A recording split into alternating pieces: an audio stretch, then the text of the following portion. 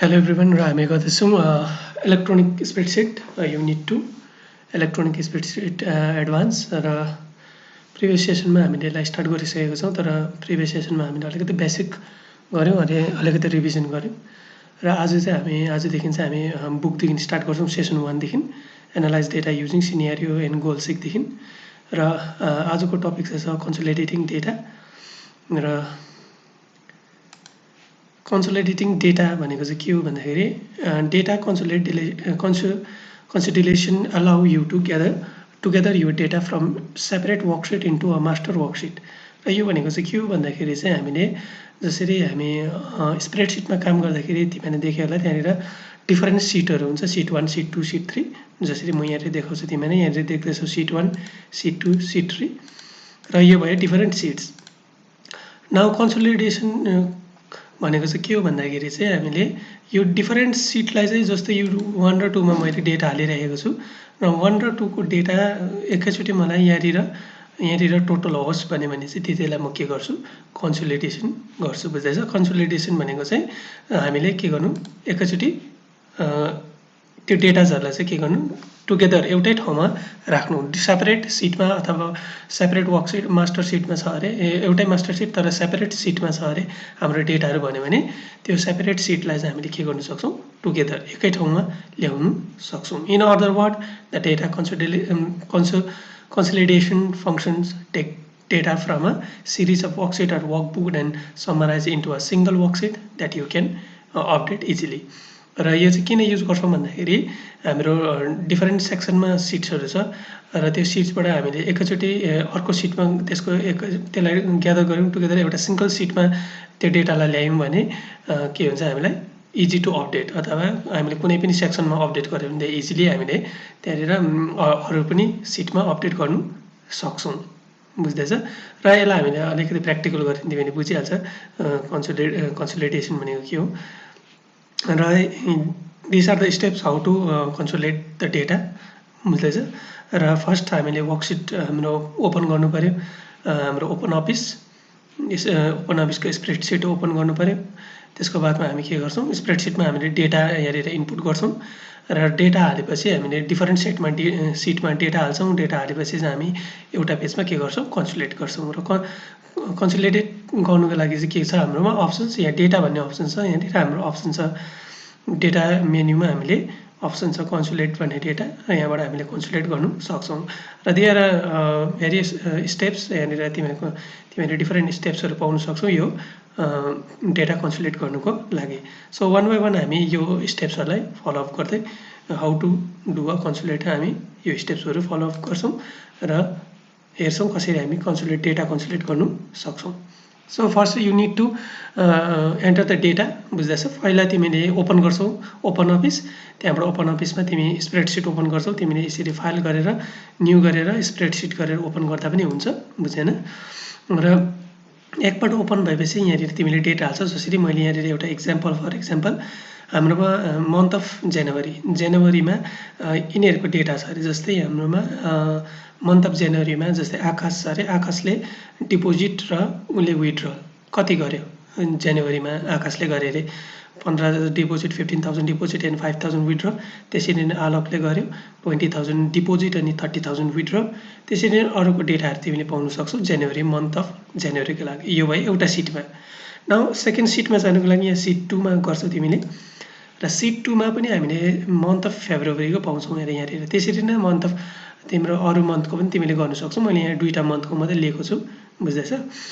र month of February छ र मन्थ अफ फेब्रुअरीमा पनि आकाशको छ बुझ्दैछ आलोकको छ रिताको छ त्यसरी नै डिपोजिट एन्ड विथड्रल मनीजहरू यहाँनिर डिस्प्ले भएको छ यो तिमीले you can put like this बुझ्दैछ तिम्रो डेटा यो प्रकारले तिमीले इन्सर्ट गर्न सक्छौ स्प्रेडसिटमा त्यसको बादमा हामी थर्ड सिटमा चाहिँ अब के गर्दैछौँ total of both the month न अब चाहिँ यहाँनिर चाहिँ हामी के गर्दैछौँ कन्सोलिडेट बुझ्दैछ कन्सोलिडेट गर्दैछौँ यहाँनिर र कन्सोलिडेट गर्नको लागि चाहिँ के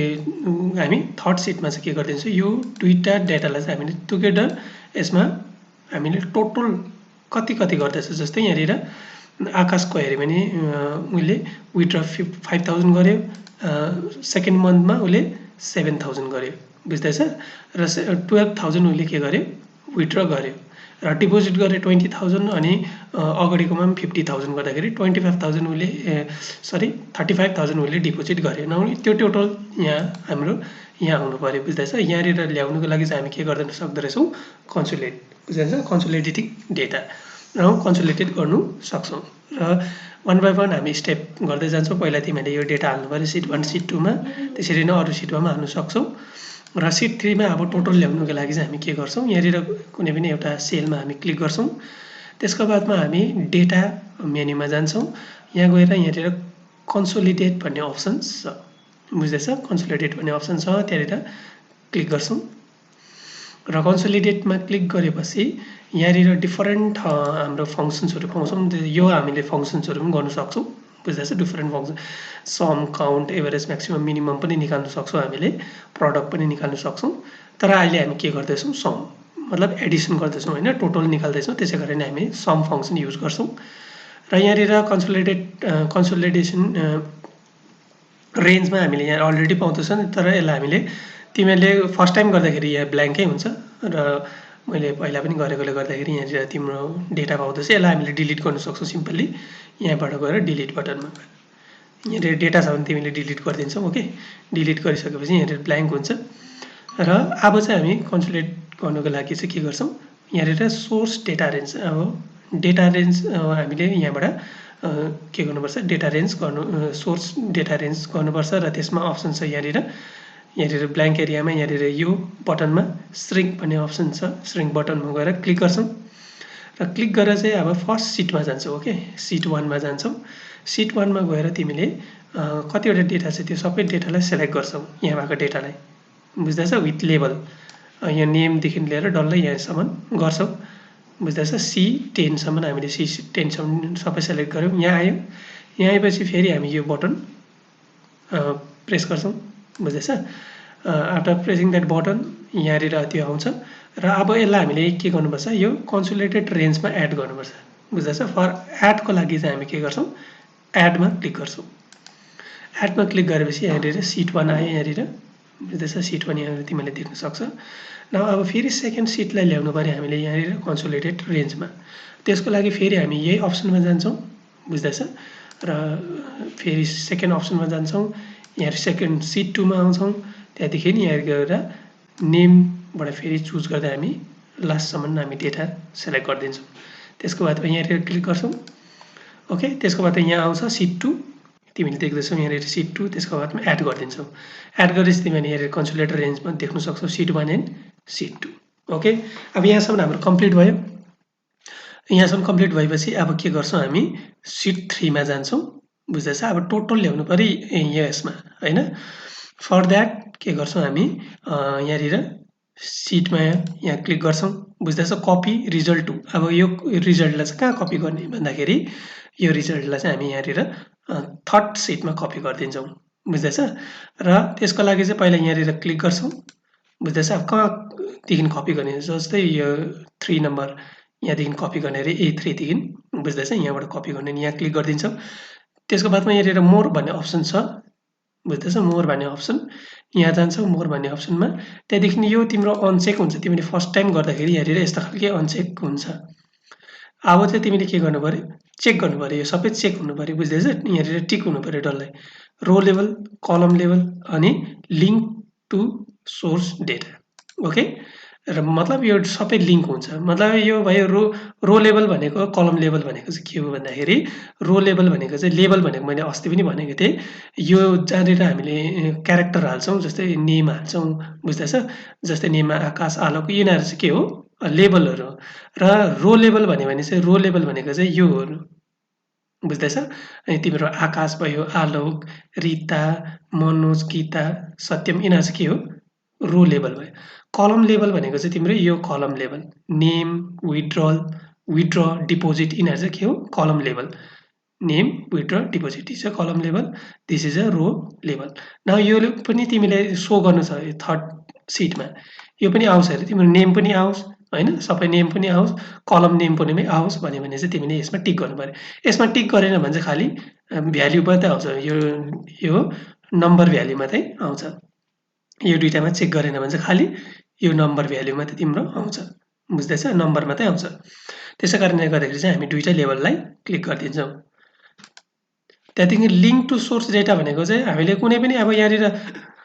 सरी यहाँ लिङ्क गरेको छैन भने चाहिँ के हुन्छ भन्दाखेरि हामीले यहाँ कुनै पनि प्रकारको अपडेट गऱ्यो भने यहाँनिर फेरि अपडेट हुँदैन बुझ्दैछ मैले अब यहाँनिर 5000 को बदली 6000 लगाइदियो भने के हुन्छ अब सबै जग्गामा चेन्जेस हुनु पऱ्यो तिनटै सिटमा चेन्ज हुनु पऱ्यो बुझ्दैछ त्यो चेन्जेसको लागि चाहिँ के गर्नु पऱ्यो हामीले यहाँनिर लिङ्क टु सेयरमा पनि के गर्नु पऱ्यो टिक गर्नु पऱ्यो ओके आफ्टर दिस अब थर्ड सिटमा जान्छौँ हामी यहाँ पेस्ट गरिदिन्छौँ बुझ्दैछ तिम्रो यहाँ कर्जर यहाँनिर क्लिक गरेको हुनु पऱ्यो यहाँनिर ब्लिङ्क हुँदैछ त्यहाँदेखि यहाँ क्लिक गर्नु पऱ्यो त्यसको बादमा ओके गर्नु पऱ्यो ओके भएपछि तिम्रो यहाँनिर तिम्रो डेटा आयो अब सबैको टोटल यहाँनिर तिमीले देख्नु सक्छौ जस्तै आकाशको मैले अघि भनिहालेँ आकाशले दुईवटा मन गरेर कति गरेको थिएँ यहाँनिर 5000 यहाँनिर 7000 7000 गरेको थिएँ त्यो दुईवटा गरेर कति भयो टोटल 12000 विथड्र गरेको थियो अनि डिपोजिट चाहिँ उसले 20,000 यतापट्टि यता 15,000 15,000 गरेर 20,000 गरेर उसले 35,000 के गरेको थियो डिपोजिट गरेको थियो यहाँनिर तिमीले अलिकति यहाँनिर यसको अलिकति फन्ट साइज बुझ्यो न तिमीले यहाँनिर क्लियरली देख्न सक्छौ बुझ्दैछ न यहाँनिर तिमीले लेभल पनि आएको छ हामीले चेक गऱ्यौँ रो लेभल अनि कलम लेभल चेक गरेकोले गर्दाखेरि यहाँनिर कलम नेम पनि आयो अनि रोमा भएको नेमहरू पनि आयो बुझ्दैछ यो प्रकारले चाहिँ हामीले के गर्न सक्दो रहेछौँ डेटा कन्सोलिडेट बुझेन डेटा कन्सोलिडेट भनेको यही हो डेटा कन्सोलिडेट अब दुईटाको सेक्सनको चाहिँ के भयो अब यो दुईटा सेक्सनको टोटल मन्थ फेब्रुअरी जनवरी अनि फेब्रुअरीको टोटल चाहिँ कुन चाहिँ सिटमा आयो सिट 3 मा बुझ्दैछ अब मैले यहाँ कुनै प्रकारको चेन्जेस गरेँ यहाँनिर मैले 6000 गरेँ 6000 गरेँ भने सबैमा चेन्जेस आउँछ बुझ्दैछ मैले यहाँ 6000 गरेँ अब विथड्र कति भयो हाम्रो 13000 बुझ्दैछ त्यसरी मैले 7000 को बदली 8000 लाई हेरेँ नाउ सिट 3 मा हेऱ्यो भने तिमीले 14000 भयो बुझेन त्यसरी नै अरूमा पनि तिमीले चेन्जेस गर्नु सक्छौ यहाँ अरू डेटामा पनि चेन्जेस गर्यो भने तिमीले यहाँ सेकेन्ड सिट र फर्स्ट सिट र सेकेन्ड सिटमा गर्नु पर्यो चेन्जेस किनभने यो त क्याल्कुलेसन हो टोटल क्याल्कुलेसन यहाँ त तिमीले म्यानुअल गर्नु परेन किनभने यहाँ चाहिँ अब सिट 1 र सिट 2 मा कुनै पनि चेन्जेस भयो भने यहाँनिर अटोमेटिकली चेन्जेस भइहाल्छ बुझ्दैछ र जसरी यहाँनिर 10000 गर्यो भने 10000 गर्यो भने के हुन्छ यहाँनिर अब चेन्जेस आइहाल्यो 13000 आयो बुझ्दैछ यो प्रकारले तिमीले यहाँ डेटा कन्सोलिडेट गर्नु सक्छौ मुझे यहाँसम्म सबैलाई क्लियर भयो होला कसरी हामीले डेटा कन्सोलिडेट गर्नु सक्दो रहेछौँ ओके सो सबैलाई क्लियर भयो होला so this much for today thank you everyone